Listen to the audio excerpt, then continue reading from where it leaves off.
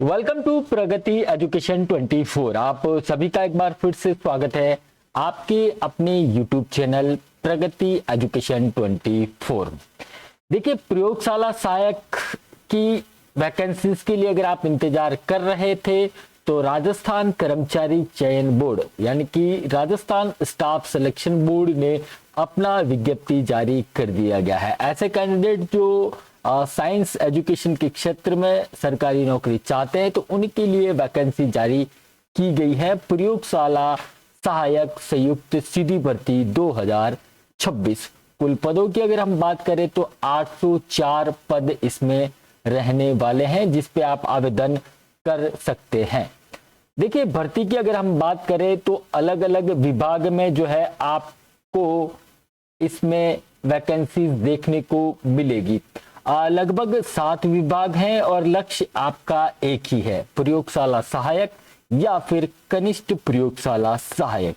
इसके लिए आपको प्रेफरेंस देना रहेगा, उसके बारे में आगे हम बात करेंगे। कैसे आप फॉर्म फिल कर पाएंगे, क्या फीस रहने वाली, क्या सिलेबस रहेगा, एग्जाम कब होने वाला, वो सारी चीजें हम आगे डिस्कस करेंगे।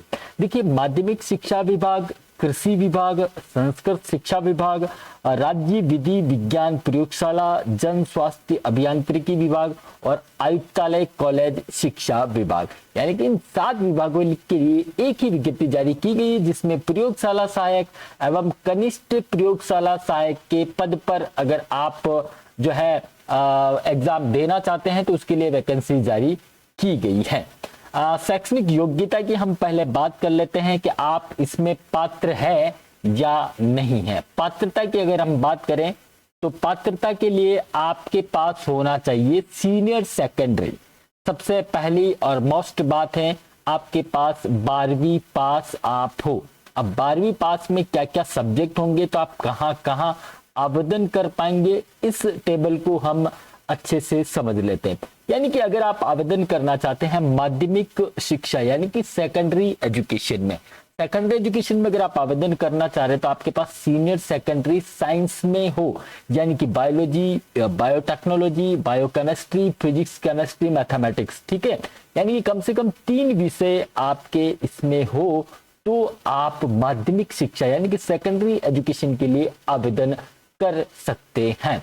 अगर आप कॉलेज शिक्षा यानी कि कॉलेज एजुकेशन के लिए आवेदन करना चाहते हैं तो सीनियर सेकेंडरी में आपके पास जियोग्राफी यानी कि भूगोल विषय के साथ आपका सीनियर सेकेंडरी हो। बाकी 2 सब्जेक्ट कोई भी हो, जैसे हिस्ट्री हो, हिंदी लिटरेचर हो, चलेगा, लेकिन एक सब्जेक्ट आपका यहाँ पर भूगोल यानी कि जियोग्राफी विषय होना आवश्यक है तो आप कॉलेज एजुकेशन के लिए आवेदन कर पाएंगे। ये प्रेफरेंस की बात है, आगे हम बात करेंगे प्रेफरेंस का।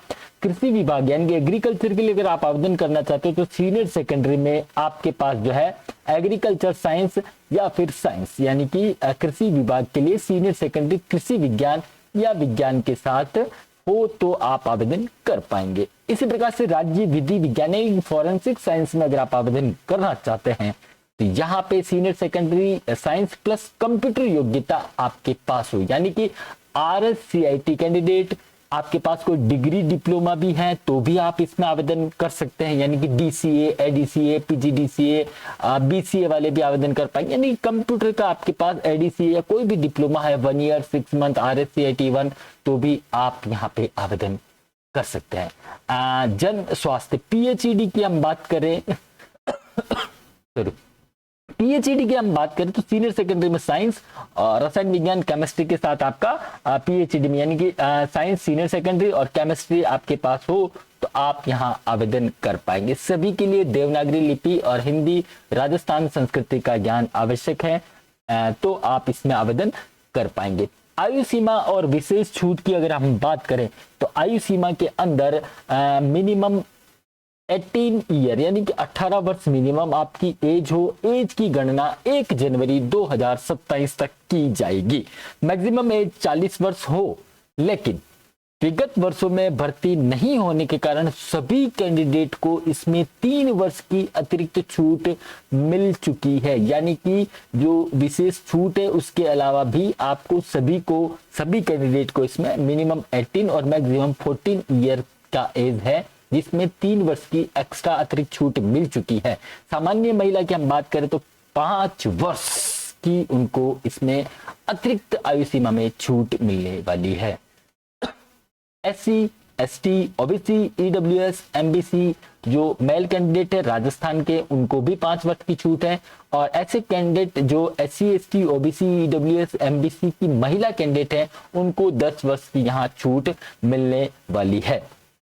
रिक्ति और विवरण पद की हम बात करें कि कहां कहां कितनी पोस्टें हैं और आपको कहां आवेदन करना होगा। देखिए, टेलीग्राम चैनल प्रगति एजुकेशन 24 अगर आपने अभी तक ज्वाइन नहीं किया है तो ज्वाइन कर लीजिए। वहां पर नोटिफिकेशन प्रोवाइड करवा दिया गया है, आप लोगों ने देख लिया होगा। सबसे पहले हम बात कर लेते हैं माध्यमिक शिक्षा की, यानी कि सबसे ज्यादा जो पद है वो आपको देखने को मिलेंगे माध्यमिक शिक्षा में, यानी कि लगभग 500 पद है, जिसमें 418 पद आपको देखने को मिलेंगे नॉन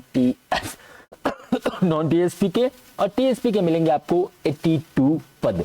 कॉलेज शिक्षा विभाग की हम बात करें जिसमें जियोग्राफी मांगा गया था, तो इसमें आपको 136 पद, क्रमशः फोरेंसिक में 68 और विधि विज्ञान में 33, कृषि विभाग के अंदर 32, पीएचडी में 18 और संस्कृत शिक्षा में आपको 17 पद देखने को मिलेंगे। जो कि अगर मैं टीएसपी की बात करूं तो टीएसपी में आपको जो है संस्कृत शिक्षा विभाग में 1 पद देखने को मिलेगा और 5 पद आपके रहने वाले जन स्वास्थ्य अभियांत्रिकी विभाग के अंदर, और आयुक्तालय कॉलेज शिक्षा के अंदर आपको मिलेंगे 19 पद, यानी कि टोटल 107 पद जो है आपको टीएसपी में देखने को मिलेंगे, जो आप आवेदन कर पाएंगे। आरक्षण के प्रावधान की हम बात करें तो आप एक बार नोटिफिकेशन भली भांति से चेक कर ले। 30% जो है महिला आरक्षण हॉरिजॉन्टल इसमें रहने वाला है, जिसमें 8% तो विधवा, 2% परित्यक्ता श्रेणी शामिल है। आरक्षित पद अगर नहीं मिलते हैं, अगर रिक्त रहते हैं, तो उसी श्रेणी के जो पुरुष आवेदक है उनसे इसको भर लिया जाएगा। विशिष्ट श्रेणियों की बात करें, भूतपूर्व सैनिक 12.5%, उत्कृष्ट खिलाड़ी के लिए 2%, दिव्यांग जन के लिए भी 4% इसमें आरक्षण का प्रावधान है। चयन प्रक्रिया की हम बात करें, रिटर्न एग्जाम होने वाले हैं, आपको भली भांति से पता है। बोर्ड द्वारा जो चयन मेरिट है आपकी प्राथमिकता प्रेफरेंस के आधार पर किया जाएगा। ऑनलाइन आवेदन में विभागों को प्राथमिकता सावधानी पूर्वक आपको भरनी है, यानी कि जो विभाग में आप आवेदन करने वाले हैं, विभाग जो मैंने आपको बताया 7 विभाग, उसमें आपको है प्रेफरेंस फिल किया जाना है। प्रेफरेंस आप इसमें फिल करेंगे। आवेदन प्रक्रिया की हम बात करें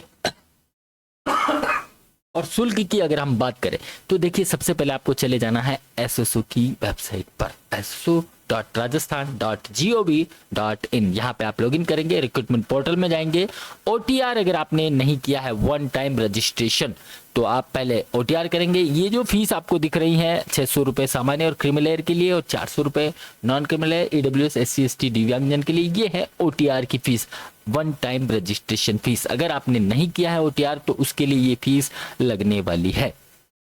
वेतनमान और प्रोबेशन की बात करें तो वेतनमान पे मैट्रिक्स आपका L8 प्रयोगशाला सहायक के लिए और कनिष्ठ प्रयोगशाला सहायक के लिए L5 इसमें जो है वेतनमान रहने वाला पे मैट्रिक्स। प्रोबेशन पीरियड 2 वर्ष का होने वाला है। नियुक्ति के 2 वर्ष के बाद में आपको जो है राज्य सरकार द्वारा निर्धारित नियत पारिश्रमिक दिया जाएगा और अन्य भत्ते जो होते हैं वो आपको बाद में मिलने वाले हैं। अनुसूचित क्षेत्र की मैं बात कर लेता हूं। टीएसपी के अभ्यर्थियों के लिए एक विशेष जो है निर्देश है पात्रता और प्राथमिकता को लेकर, यानी कि टीएसपी क्षेत्र के रिक्त पदों के लिए केवल राजस्थान के अनुसूचित क्षेत्र के स्थानीय निवासी ही आवेदन कर सकते हैं। अदर कैंडिडेट इसमें आवेदन नहीं कर पाएंगे। राजस्थान के अनुसूचित क्षेत्र में भी जो नॉन टीएसपी के कैंडिडेट है वो टीएसपी में आवेदन नहीं कर सकते हैं। आवेदन में अनुसूचित क्षेत्र के कॉलम में स्पष्ट रूप से अपनी श्रेणी अंकित करनी है। टीएसपी और नॉन टीएसपी दोनों में चयन होने पर ऐसे कैंडिडेट जो टीएसपी वाले कैंडिडेट हैं, अगर उनका नॉन टीएसपी में भी चयन हो जाता है तो जब आपके दस्तावेज सत्यापन की बात होगी तो दस्तावेज सत्यापन के टाइम आपको जो है उनको प्रेफरेंस देना रहेगा कि आप जो है किस क्षेत्र में जॉब करना चाहते हैं। इसी के साथ आपकी जो है प्रेफरेंस फिल करवाई जाएगी। उस प्रेफरेंस में आपको देना रहेगा कि आपको नॉन टीएसपी में जॉब करना है या फिर टीएसपी के अंदर।